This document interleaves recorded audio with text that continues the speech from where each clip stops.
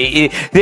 One of them, Politico says, is like Walz's wide eyes showed his passion and emotional intensity. Can we show that? There is his wide eyes.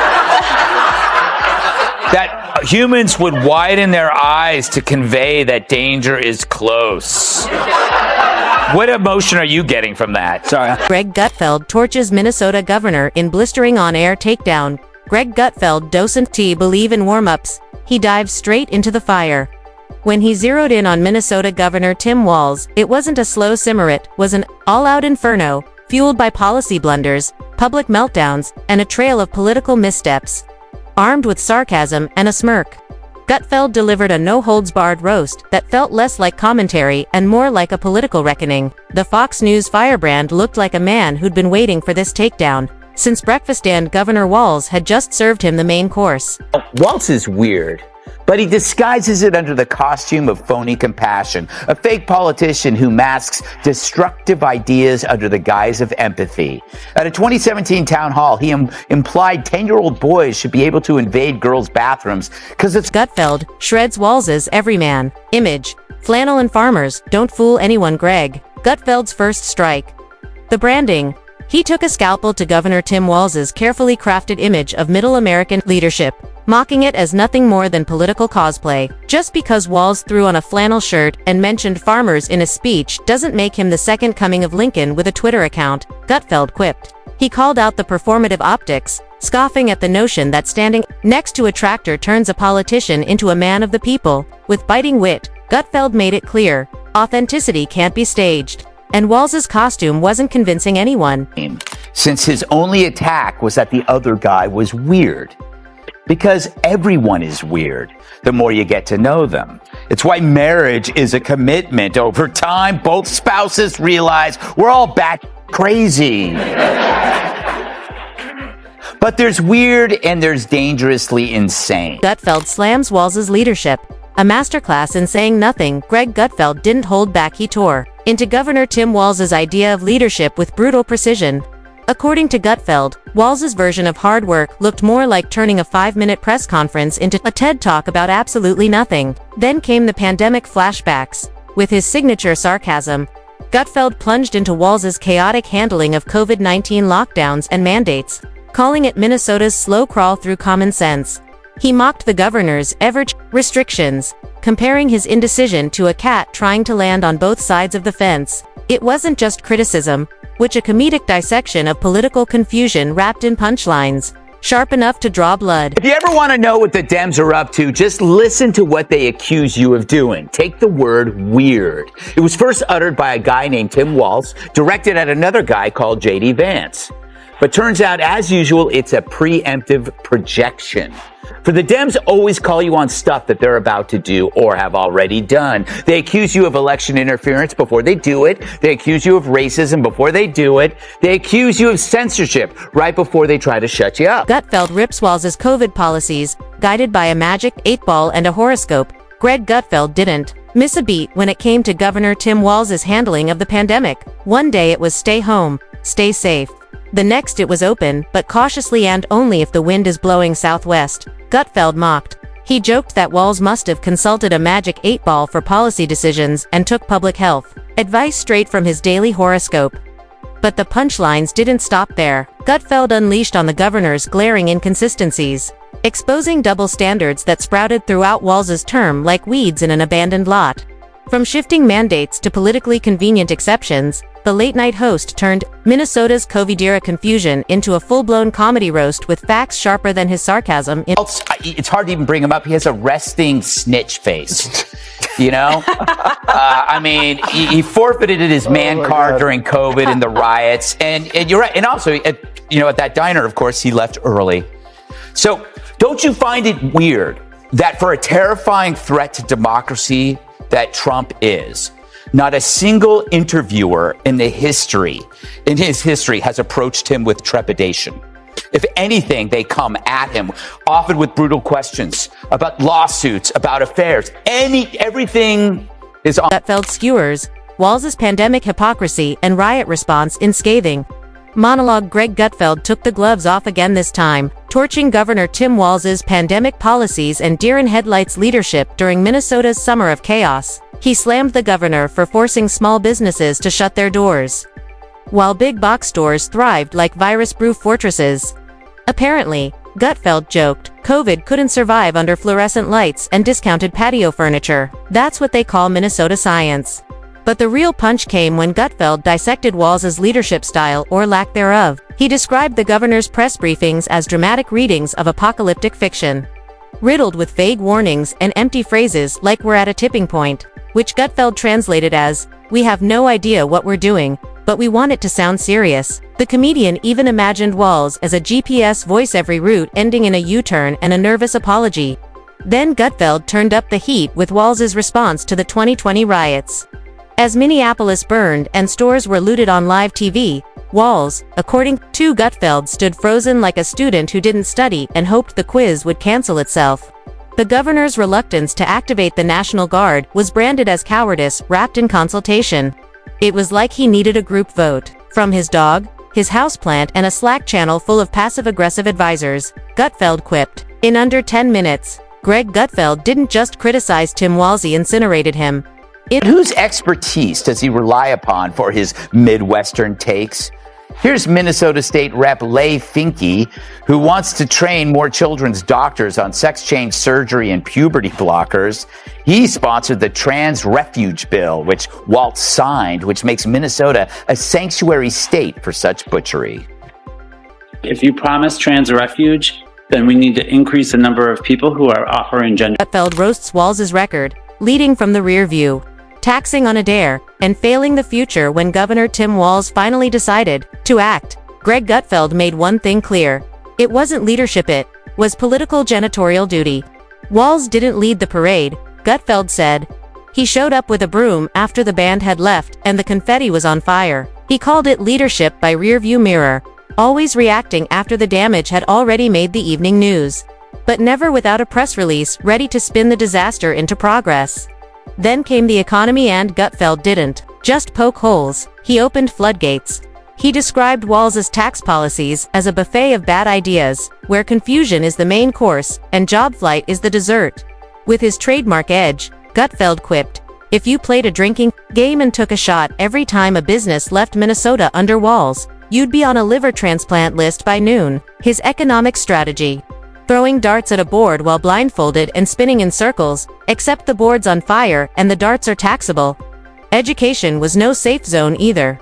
Despite being a former teacher, Walz's public school system, Gutfeld said, was performing worse than a spam email from a Nigerian prince. Test scores collapsed, graduation rates stalled, and teachers were buried under a pile of one-size-fits-none mandates and lesson plans written by consultants who hadn't stepped inside a classroom since chalkboards were cutting-edge tech. Gutfeld cracked. Under Walz, the only thing Minnesota students are learning quickly is how not to learn.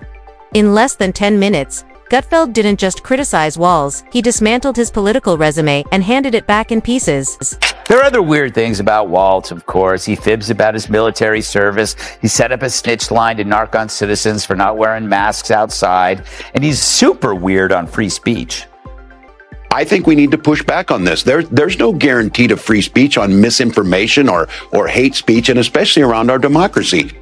There's no guarantee. What? I guess his class didn't cover the First Amendment, but if misinformation... Gutfeld dismantles Walz's persona, a one-man show in a suit 2 sizes too big. Greg Gutfeld didn't just attack the policies or the leadership, he went straight for the carefully manufactured image of Governor Tim Walz. What was supposed to be a relatable working-class dad vibe, Gutfeld said, came off more like a substitute teacher who got lost trying to find the break. From the rolled-up sleeves to the over-rehearsed empathy, Gutfeld mocked Walz as a politician stuck in a high school play, one where the lead forgets his lines but keeps going anyway because he memorized the hand gestures. It wasn't authenticity, Gutfeld quipped, it was cosplay for credibility. He tore into the governor's obsession with optics, describing the never-ending town halls, listening sessions, panels, task forces, and pilot programs as political theater designed to generate headlines, not solutions. It's the kind of leadership, Gutfeld said, That looks great on a campaign flyer and falls apart the second real problems show up. And then came the press conferences. Gutfeld compared them to lectures disguised as updates, where Walz would speak for 20 minutes, say absolutely nothing, and still manage to look like a man who just remembered he left the oven on. With relentless sarcasm and laser-sharp timing, Gutfeld made one thing painfully clear: Tim Walz wasn't leading Minnesota. He was auditioning for the role of leader in a show nobody wanted to watch. Lost because you weren't woke enough. That's like telling Joy Behar she's not eating enough Doritos. That's like Jasmine Crockett saying, I gotta black this up. That's like Bud Light saying, hey, you know what? We could use more Dylan Mulvaney. But even Kamala's not that clueless, and that's saying something. Walz also seemed to doubt the validity of the last election. Gutfeld turns Walz into political punchline. The governor of confusion and buzzwords, Greg Gutfeld, didn't need to raise his voice to make his point. He just held up a mirror and let the absurdity shine. He joked that watching a Tim Walz press briefing was like trying to read instructions printed in invisible ink. Long, confusing, and ultimately useless. No exaggeration necessary. The material, as Gutfeld saw it, was already comedy gold. This wasn't an angry rant. It was a surgical strike delivered with a smirk, not a shout. And that's what made it lethal. Gutfeld didn't portray Walz as dangerous, he portrayed him as laughable. With every awkward pause, every half-baked executive order, and every buzzword-stuffed press release, Walz served up another round of unintentional comedy. Gutfeld just added a laugh track. What made the Takedown so effective was its tone, amused annoyance. He sounded like a man who'd stumbled onto a never-ending sitcom, where the lead character keeps fumbling through policy while acting like he's directing a drama. And in politics, ridicule cuts deeper than outrage, because the public may fear a tyrant, but they'll never respect a clown. And the best part, Gutfeld knows the material won't run dry. Walz, he joked, is a one-man content factory, whether it's a new confusing mandate, a speech built on dramatic pauses and vague platitudes, or another press release that thinks equity and innovation can solve everything, Gutfeld is ready. Because in his eyes, the show's far from over and Governor Walz is still the headliner. As a teacher, my number one responsibility in the classroom is the safety, security, and belongingness of every single child in that room. These are children my son's age, a 4th grader, a 10-year-old, who just wants to go to the bathroom, and their identity is they are male or female, and they just go in that bathroom and use it. End quote. Sounds so folksy, you know? Belongingness. Yeah, they'll be belonging in therapy with this guy at the helm. Gutfeld carves up Walz. A political roast turned full-blown barbecue. Tim Walz wasn't just roasted, he was filleted, seasoned, and served up with a garnish of Minnesota nice and a double portion of common sense. Greg Gutfeld took the glossy myth of the governor's leadership, shoved it under a microscope, and revealed what he called nothing more than a scrapbook of press clippings taped together with buzzwords and blind hope. But the roast didn't stop there. Gutfeld, a master of momentum, fired up a second round, this time sharper, funnier, and aimed straight at Walz's addiction to commissions and advisory boards. With biting irony, Gutfeld painted a picture of a governor who's built a full-time government out of part-time thinkers. Walz hands out committees like Oprah hands out cars. Gutfeld quipped, "You get a board, you get a council, everybody gets a task force." Except according to Gutfeld, none of them actually do anything. They hold marathon meetings, draft vague reports, and deliver conclusions that read like horoscope blurbs, ghostwritten by summer interns. The only thing these boards seem to produce consistently: more boards. And then came the grand finale, Minnesota's surging crime wave. With pinpoint sarcasm, Gutfeld dismantled Walz's handling of public safety, saying the streets of Minnesota were starting to look more like open-world video games than peaceful neighborhoods. He called it the result of leadership by committee, justice by polling data, and safety left up to chance. In under 10 minutes, Gutfeld transformed Walz's entire political brand from steady hand to steady decline, and the punchlines wrote themselves. With this administration and the spouse swapping of the VP and the president, we saw it before. Like, Dr. Jill didn't kiss Joe like that. Yeah. You know what I'm saying? And now he couldn't wait to get that full embrace. It wasn't a bro hug, it was a yo hug. And he put his wife in the friend zone. Yes. It's always That must have been a fun car ride home. Yeah. Why can't you hug me like her husband? I mean, it's just... it's weird. It is weird. You know, Joey, I think that it's okay to take Walz's picadillos, if you call it, apart, because remember, he broke the seal by calling Vance weird, and we're all weird, including him. Gutfeld rips into Walz, crime, craters, and a governor in denial. Greg Gutfeld didn't pull punches. He unleashed a verbal assault on Governor Tim Walz's baffling ability to act like Minnesota's crime wave was a media myth. While storefronts were being boarded up and residents were turning their homes into mini fortresses, Walz stood at the podium with a straight face and claimed things were getting better. Gutfeld's comparison. It's like a firefighter standing in front of a burning house and telling everyone the flames are part of a new neighborhood spa program. The audience laughed, but the punch landed. And when it came to Walz's soft and crime policies, Gutfeld didn't just criticize, he ridiculed. He mocked the governor for treating violent offenders like misunderstood poets, noting the absurdity of reducing penalties and then scratching his head over a rising sense of danger. It's not complicated, Gutfeld said.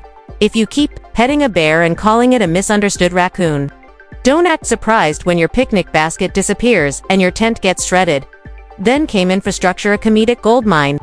Gutfeld tore into the condition of Minnesota's roads, joking that under Walz, they looked like they'd been carpet bombed by bored toddlers with jackhammers. He described potholes so deep they should come with scuba gear and road signs that say good luck. It's not wear and tear, Gutfeld quipped. It's active neglect dressed up as urban renewal.